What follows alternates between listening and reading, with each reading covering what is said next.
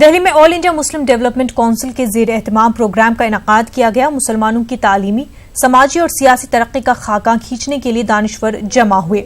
इस प्रोग्राम में जमीरुद्दीन शाह, के रहमान खान, मौलाना असगर अली मेहदी और मौलाना महमूद मदनी ने शिरकत की।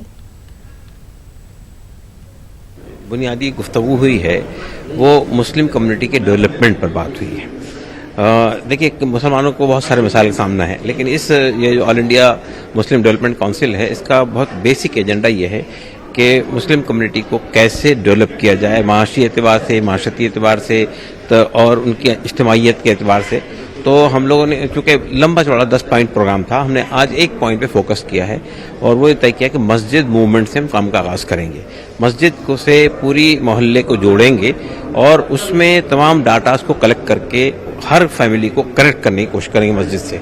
और उसके साथ साथ ये करेंगे कि अगर जो कमियां हैं, मिसाल के तौर पर किसी घर के अंदर वोटर आईडी नहीं बना, आधार कार्ड नहीं बना, कोई बुनियादी चीज़ मौजूद नहीं है, कोई गरीब है, कोई यतीम है, कोई बेवा है, उसके मसाइल हैं, तो ये तमाम कामों को करने के लिए मस्जिद मूवमेंट की शुरुआत कर रहे हैं। मसाजिद के सिलसिले में जो मुस्लिम डेवलपमेंट का मसला है, तो ये असल में मुल्क की भलाई और इंसानियत की भलाई का काम है कि कैसे जुड़ें, जैसे किसी भी अच्छे काम को मुअस्सिर अंदाज में कर सकें।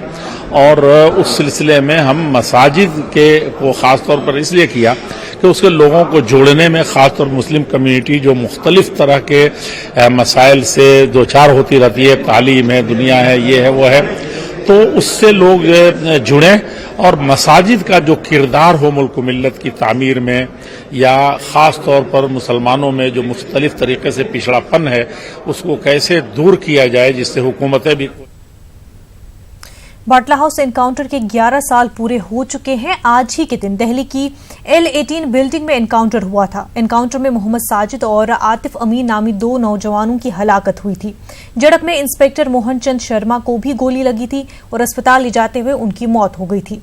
एनकाउंटर के खिलाफ दिल्ली में राष्ट्रीय उलमा काउंसिल एहतजाजी मुजाहरा कर रही है।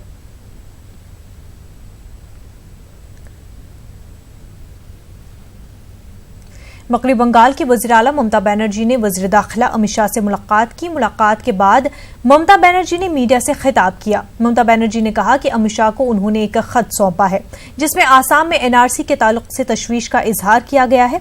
कल ममता बनर्जी ने वज़ीर आज़म नरेंद्र मोदी से भी मुलाकात की थी। हम दिल्ली में ऐसे काम आते हैं, तो कल प्रधानमंत्री जी का टाइम मिला था, तो इसी के लिए हम बातचीत कर लिया। आज होम मिनिस्टर का साथ बातचीत करने के लिए आए थे। एक तो है कि होम मिनिस्टर बनने का बाद हमारा भेंट नहीं हुआ, तो इसी के लिए होम मिनिस्टर का साथ, गवर्नमेंट का जैसा प्राइम मिनिस्टर का साथ होम मिनिस्टर का साथ एक कनेक्शन होता है। ये हमारा कॉन्स्टिट्यूशनल ऑब्लिगेशन है, कॉन्स्टिट्यूशनल प्रेरोगेटिव है, हमको काम करने पड़ता है एक साथ में। और दूसरी बात, मैंने एक बात, एक लेटर हमने एक लेटर मैंने हैंडओवर किया है। वो मैंने बोला कि NRC के लिए असम में जैसे 19 लाख लोगों को नाम बात किया है, उसमें बंगाली स्पीकिंग बहुत है, हिंदी स्पीकिंग भी है, गोरखा भाई बहन भी है। कि कल प्राइम मिनिस्टर का तो NRC सब्जेक्ट प्राइम मिनिस्टर में डिफरेंट सब्जेक्ट अलग किया। आज NRC के लिए हम थोड़ा बातचीत किया है और बॉर्डर एरिया है, बाद बाकी एरिया का बारे में जो बातचीत हुआ है वही बातचीत हुआ है। दिल्ली NCR में ऑल इंडिया ट्रांसपोर्ट्स एसोसिएशन की हड़ताल का असर दिखा। दिल्ली NCR में कमर्शियल गाड़ियां नहीं चल रही हैं। 51 तंजीमों ने इस हड़ताल में शामिल हैं। इस हड़ताल में कमर्शियल गाड़ियों के साथ साथ स्कूल बसें और कैब्स भी शामिल हैं। नए व्हीकल एक्ट के खिलाफ इस हड़ताल की कॉल दी गई है। हड़ताल के पेश नजर NCR के कई स्कूलों में छुट्टी कर दी गई है।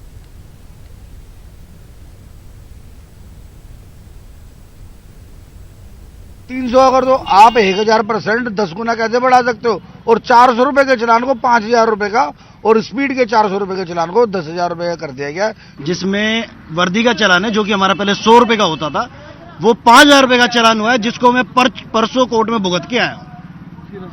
उसकी रसीद भी है मेरे पास में। ये हम लोग जब तक चलाएंगे, जब तक सरकार या कोई हमारे पास में सीनियर उनका कुछ मैसेज नहीं छोड़ता है, जब तक हम इसको बंद नहीं करेंगे। और आज अगर नहीं सुनते हैं तो हम आगे भी ऐसी करेंगे और आगे इससे डबल करेंगे। मुझे एबीएस तक जाना है, ऑटो वगैरह नहीं मिल रहा है, काफी देर से खड़ी हूँ, इंदिरापुरम में ही रहती हूँ। यहाँ पे कन्वेंस भी ज्यादा बढ़ा दिया क्योंकि बस वगैरह का स्ट्राइक है, इस वजह से। देन अब भाई को बुलाया है, भाई लेने आए हैं। जाना था सर, मुझे तो यहीं पास में जाना था, उसी के 100 रुपये चार्जेस कर दिए। और हमारी नुमाइंदा प्रीति श्रीवास्तव ने बंद के असर का जायजा लिया। मोटर व्हीकल एक्ट में हुए संशोधन के कारण आज दिल्ली एनसीआर में ऑटो और कैब ड्राइवर की हड़ताल है। 51 ट्रांसपोर्टर्स ने इस हड़ताल का समर्थन किया है। लगभग अगर मैं दिल्ली एनसीआर की बात करूं तो 90,000 ऑटो हैं जो दिल्ली एनसीआर में चलते हैं और बाकी काली पीली टैक्सियों की अगर मैं बात करूं तो 10,000 से ज्यादा टैक्सियां दिल्ली एनसीआर में चलती हैं जिन्होंने हड़ताल का समर्थन किया है। अगर हड़ताल का असर इसी तरीके से रहा तो आने जाने वाले जो लोग हैं उनको सफर करने में दिक्कतें हो सकती हैं, क्योंकि बसों और मेट्रो में जो भीड़ है वो बढ़ सकती है। साथ ही मैं आपको दिखाऊं कि इस समय हम खड़े हैं गाजियाबाद के पुराने बस अड्डे पे। यहाँ पर भी लोग काफी देर से ऑटो का इंतजार कर रहे हैं, लेकिन मिला जुला असर यहाँ पर आप हड़ताल का देखने को मिल सकता है कि कुछ ऑटो यहाँ पे चल रहे हैं, लेकिन अधिकतर जो ऑटो यूनियन है उन्होंने चक्का जाम के लिए इसे कहा है। और यहाँ पर हड़ताल में यहाँ पे लोग हमारे साथ मौजूद हैं, उनसे बात करेंगे, उनसे जानेंगे कि उनको किस तरीके की दिक्कत हो रही है। भैया, हड़ताल है ऑटो यूनियन की, पता है आपको? पता है क्या जी? हड़ताल है ऑटो की, पता है दिक्कतें हो रही हैं? पता है यहाँ, लेकिन सारे ऑटो चल ही रहे हैं यहाँ पर। दिक्कत हो रही है हड़ताल की वजह से क्या? दिक्कत तो है, पब्लिक परेशान है, वैसे इतनी ज्यादा भी परेशान नहीं है। पब्लिक से कुछ ज्यादा टेंशन हो रही है, पब्लिक ज्यादा परेशान है इस चीज के लिए। हाँ, दिक्कत हो रही है, दिक्कत हो रही है। क्या लगता है कि जुर्माने कम होने चाहिए? हड़ताल तो कम होनी चाहिए सर, और ये जुर्माना भी कम होना चाहिए, इससे हम बहुत परेशान हैं और दिक्कत आती है। हमें ऑटो वाले खवाएंगे नहीं तो खाएंगे क्या? ऑटो वालों से ही बात कर लेते हैं और जानते हैं क्योंकि भैया, जो बढ़े हुए किराए हैं मोटर व्हीकल एक्ट में, जिसके कारण आप लोगों ने हड़ताल की है, क्या लगता है कि कम होना चाहिए, चेंज होना चाहिए? कम होना चाहिए। क्या पहले से चेंज होना चाहिए, पहले से कम होना चाहिए। हाँ। तो ये जो जुर्माने बढ़ा दिए गए हैं वो गलत है? गलत तो है ही। अभी कितना जुर्माना हो जाता है आप लोगों का अगर पकड़ा जाता है? ये 25 से 30 हजार का चालान है। नया संशोधन मोटर व्हीकल एक्ट है, उसके चलते 25 से 30 हजार रुपए तक का जुर्माना होता है। तो 25 से 30 हजार रुपए तक का जुर्माना हम नहीं भर सकते। इसी का विरोध हम कर रहे हैं कि यहाँ पे जो मोटर व्हीकल एक्ट में जो संशोधन किया गया था उसको दोबारा से ठीक किया गया। नरेश के साथ प्रीति श्रीवास्तव, न्यूज़ 18 दिल्ली। वज़ीर दिफा राजनाथ सिंह ने देसी साख्ता जंगी तैयारे तेजस में सफर किया। बेंगलुरु के HAL एयरपोर्ट से राजनाथ सिंह फजाइये की वर्दी पहनकर तेजस में सवार हुए। राजनाथ सिंह तेजस में उड़ान भरने वाले पहले वज़ीर दिफा हैं। 68 साला राजनाथ सिंह ने कुछ देर तक फिजा में तेजस को कंट्रोल भी किया। तेजस एक देसी जंगी तैयारा है जो हवा से हवा में और हवा से जमीन पर भी मिसाइल मारने का अहल है।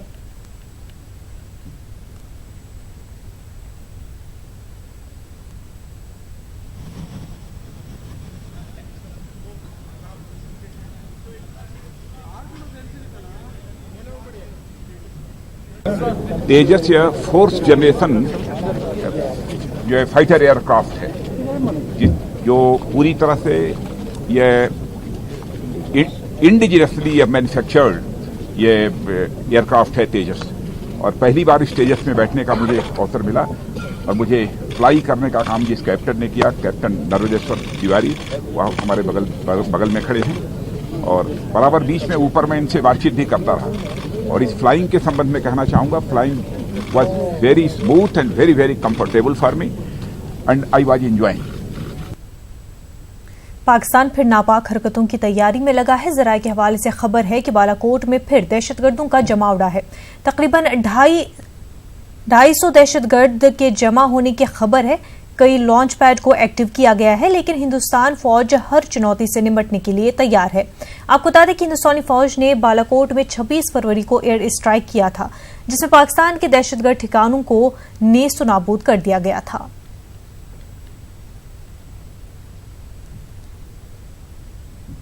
एक बार फिर आतंकियों का जमावड़ा देखा गया है। हमारे पास जो इंटेलिजेंस इनपुट्स हैं उनके मुताबिक करीब 225 से 250 आतंकियों का जमावड़ा बालाकोट में देखा गया है। जी हां, ये वही बालाकोट है जहां पर 26 फरवरी को भारत ने एयर स्ट्राइक किया था और जैश के आतंकी ठिकानों को तबाह किया था। लेकिन हमारे पास जो इनपुट्स आ रहे हैं उसके मुताबिक एक बार फिर बालाकोट के जरिए भारत में घुसपैठ की कोशिश कर रहा है पाकिस्तान। आतंकियों की घुसपैठ कराने की फिर एक बार नापाक हरकत कर रहा है पाकिस्तान। आपको बता दें कि जो लॉन्च पैड्स बालाकोट के आसपास हैं उनको फिर से एक बार एक्टिव किया गया है। उन लॉन्च पैड्स में बालाकोट, ढूंढियाल, शारदा, खालिद बिन सलाम, नीलम वैली और ऐसे लॉन्च पैड्स हैं जहां पर आतंकियों का जमावड़ा देखा गया है और वो घुसपैठ करने की कोशिश कर सकते हैं। आपको बता दें, हमारे सोर्सेज ये भी बता रहे हैं कि 27 सितंबर से पहले, जिस दिन प्रधानमंत्री मोदी को और पाकिस्तान के प्रधानमंत्री इमरान खान को UNGA को एड्रेस करना है, उससे पहले पाकिस्तान चाहता है कि LOC पर तनातनी बढ़े और कश्मीर का माहौल बिगड़े। लेकिन हमारे पास ये भी जानकारी है कि किसी भी तरह के चैलेंज से निपटने के लिए हमारे सुरक्षा बल बिल्कुल तैनात है। कैमरामैन अमित के साथ शैलेंद्र वांगू, न्यूज़ 18 नेटवर्क, नई दिल्ली। मध्य प्रदेश में हनी ट्रैप के हाई प्रोफाइल रैकेट का पर्दाफाश हुआ है। इस मामले में अब तक 5 खवातीन और एक शख्स को हिरासत में लिया गया। इंदौर में म्युनिसिपल कॉर्पोरेशन के इंजीनियर की शिकायत पर इस मामले में केस दर्ज हुआ था। ब्लैकमेलिंग के इस केस में पुलिस ने इंदौर से 2 लड़कियों को हिरासत में लिया है। दोनों लड़कियों के बयान की बुनियाद पर भोपाल से 3 और लड़कियों को हिरासत में लिया गया है, जबकि दीगर की तलाश जारी है। इस हनी ट्रैप में कई लीडरों और अफसरों के फंसे होने की बात सामने आ रही है। खबर के मुताबिक साबिक वजीर और मेंबर पार्लियामेंट को हनी ट्रैप के जाल में फंसाकर ब्लैकमेल किया गया था। हमारा मान्यता है और हमें जो जानकारी मिली है कि इसमें भारतीय जनता पार्टी की प्रदेश की एक महिला इसमें इसकी हीरो है, सरगना है और उसके नेतृत्व में जिससे काम चल रहा था। और हमारे पुलिस को और STF को, मध्य प्रदेश की पुलिस को मैं धन्यवाद बधाई देता हूं कि कम से कम सैकड़ों लोगों को लूटने वाला ये गिरोह महिलाओं का, जिसमें भारतीय जनता पार्टी की प्रदेश स्तर की, अपने संभाग स्तर की नेता भी सम्मिलित हो, उसके नेतृत्व में ये काम चल रहा हो, तो इससे स्पष्ट हो जाता है कि भारतीय जनता पार्टी का चरित्र कैसा है, चाल चलन कैसा है, किन घृणित गतिविधियों में नहीं छुपे संलिप्त हैं जो भारतीय जनता पार्टी के लोग, नेता और वो तमाम अधिकारी, तमाम कर्मचारी और नेताओं को फंसाकर अपने जाल में इस प्रकार का लूट का काम कर रही थी। मैं पुलिस को बधाई देता हूं और प्रदेश की जनता से अपील करता हूं, इन लोगों को, ऐसे लोगों को संरक्षण ही दें, उन पर कठोर से कठोर कार्रवाई हो ताकि भविष्य में और इस प्रकार की हिम्मत न कर सके। नए वक्फ एक्ट बने हुए भले ही कई साल गुजर गए हों, लेकिन सूबाई हुकूमतों ने अभी तक स्कूल को लेकर अपने रूल्स ही तैयार नहीं किए हैं। मध्य प्रदेश वक्फ बोर्ड ने नए वक्फ रूल्स को लेकर कमलनाथ हुकूमत को अब तक कई बार रिमाइंडर भेज चुके हैं, लेकिन कमलनाथ हुकूमत के अफसरान पर जू तक नहीं रेंग रही है। पेश है खास रिपोर्ट।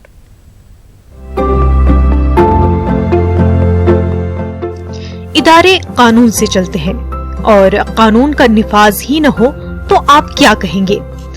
मुल्क में पहला वक्फ कानून 1954 में बनाया गया था। उसमें कुछ खामियों को देखते हुए उसमें तरमीम की गई और फिर 1995 में वक्फ तरमीम एक्ट पास किया गया।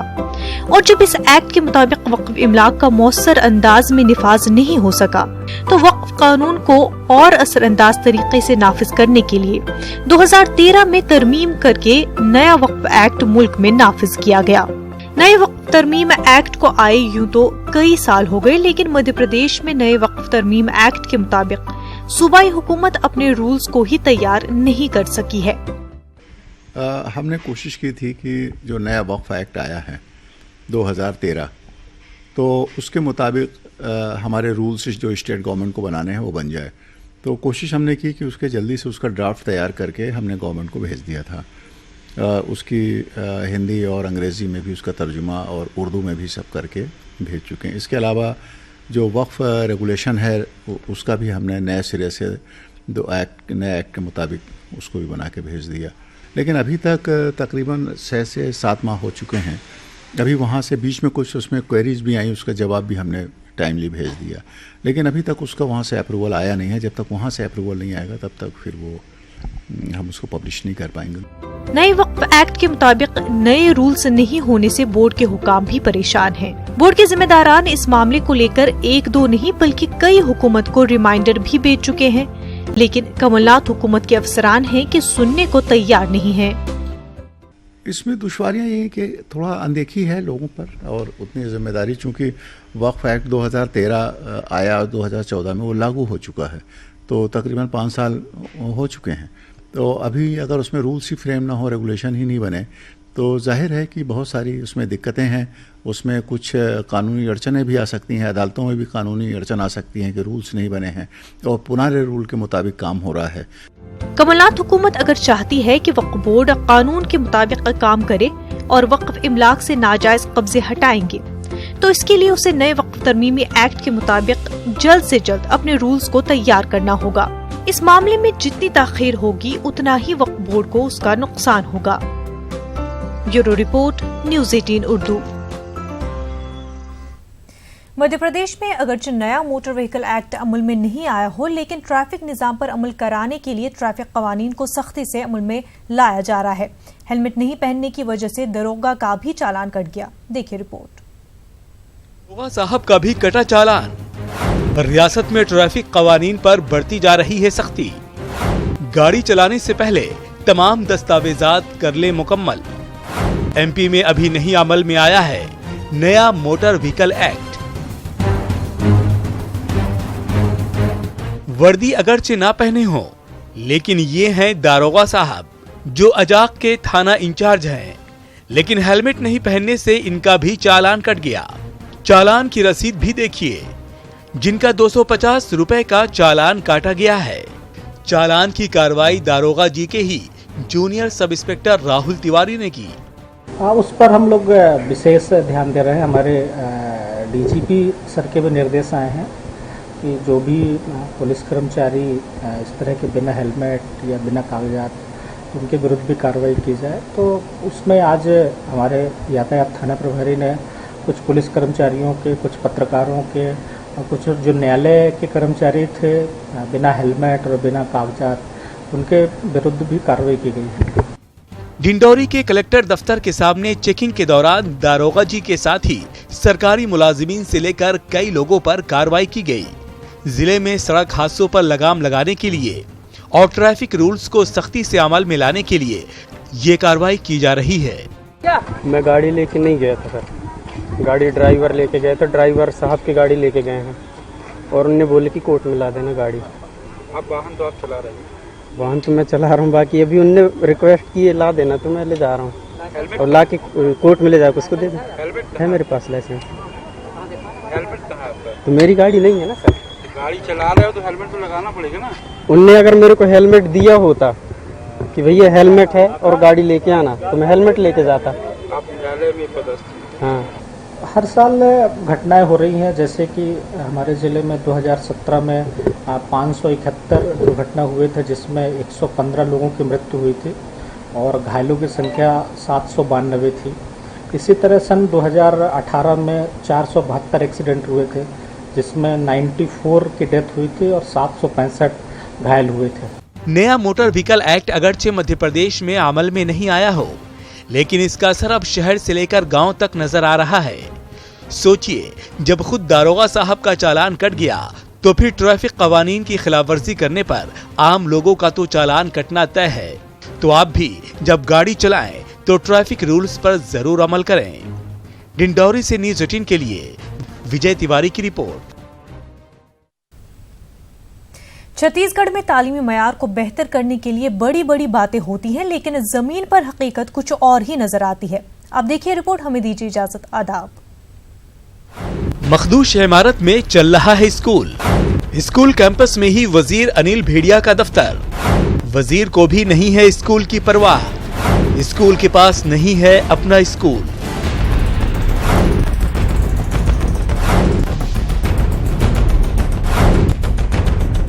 सरकारी English medium primary middle school Dindori Lohara Balod. School का नाम जितना बड़ा है, इंतजामात में स्कूल इतना ही पीछे है। स्कूल के पास अपनी इमारत तक नहीं है। मखदूश इमारत में 159 तलबा पढ़ाई करते हैं। दीवारों में दरारें हैं, हर तरफ कचरे का ढेर है। स्कूल शुरू हुए 2 साल हो चुके हैं, लेकिन सरकार ने टीचर की तकर्रुरी के अलावा कोई मदद नहीं की। स्कूल के कुर्सी टेबल तक के इंतजामात फोस्टर कमेटी ने किया है। जर्जर इमारत की मरम्मत भी इसी कमेटी के पैसे से हुई है।